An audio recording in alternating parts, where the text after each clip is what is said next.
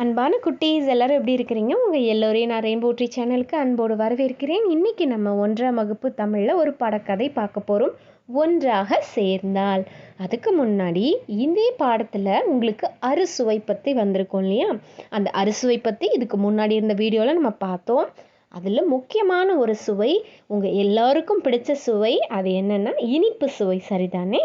அந்த இனிப்பு சுவை உங்களுக்கு மட்டும் இல்லை, இந்த படத்தில் இருக்கக்கூடிய முக்கியமான ஆளுக்கும் ரொம்ப பிடிக்கும்.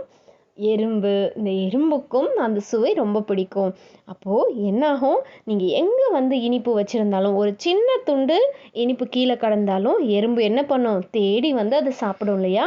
அதே போல தான் இங்கே ஒரு வெள்ளை துண்டு கிடக்குது, சரியா? ஒரு சின்ன வெள்ளை துண்டு கிடக்குது. அந்த வெள்ளத்தை எப்படியாவது எடுத்துட்டு அந்த எறும்பு போகணும்னு முயற்சி பண்ணுது. அதுவும் எப்படியோ முயற்சி பண்ணி பார்க்குது, தள்ளி பார்க்குது, இழுத்து பார்க்குது. அதால் முடியவே இல்லை. ஏன்னா அந்த வெள்ளம் அந்த எறும்பை விட ரொம்ப பெருசாக இருக்குது, வெயிட்டாக இருக்குது. அதால் தூக்கிட்டு போக முடியல. அப்போ அது கஷ்டப்படுது, விடாமல் மறுபடியும் முயற்சி பண்ணுது.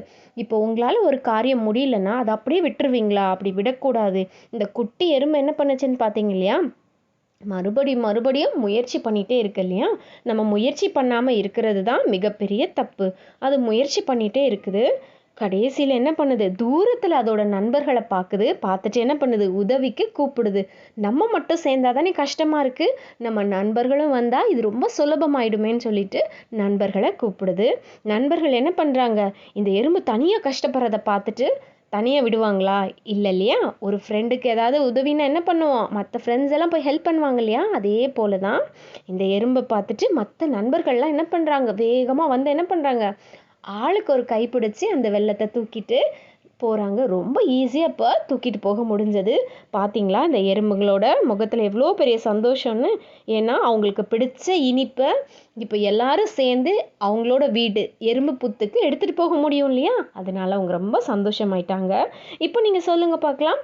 முதல்ல அந்த எறும்பு மட்டும் தனியாக இருக்கும்போது அதால் அந்த வெள்ளத்துண்டை நகட்டக்கூட முடியல. ஆனால் இதே இது மற்ற நண்பர்களும் சேர்ந்து ஒற்றுமையாக செய்யும் போது அந்த வெள்ளத்தை ஈஸியாக அவங்க தூக்கிட்டு போகவே முடிஞ்சது இல்லையா? அதே போல தான் ஒற்றுமையாக இருந்தால், ஒன்றாக சேர்ந்தால் எதையும் சாதிக்கலாம். நீங்களும் யாருடையும் சண்டை போடாமல் ஒற்றுமையாக வாழ்ந்து பாருங்கள். நன்றி குட்டீஸ். மீண்டும் உங்களை அடுத்த வீடியோவில் சந்திக்கிறேன்.